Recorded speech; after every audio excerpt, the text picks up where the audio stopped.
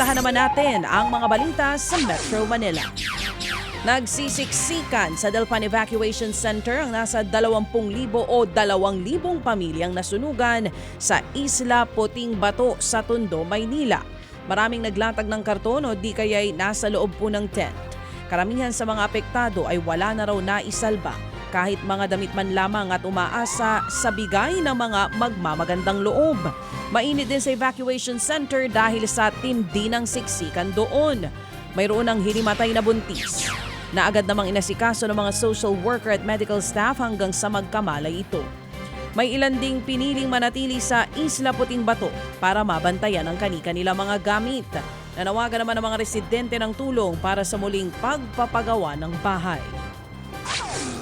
Natagpo ang patay ang isang military lawyer sa loob naman ng Camp Aguinaldo.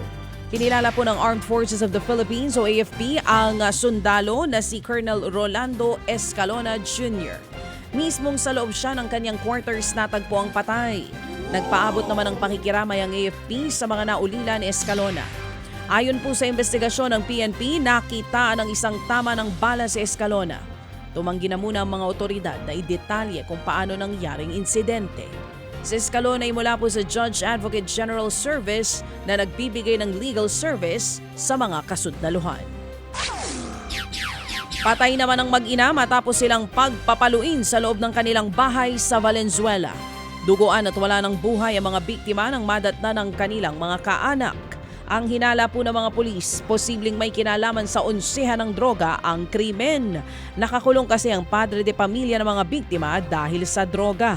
Isang kabarkada ng padre de pamilya na gumagamit daw ng droga ang itinurong pumatay sa mag-ina. Tinutugis na siya at nahaharap sa 2 counts of murder.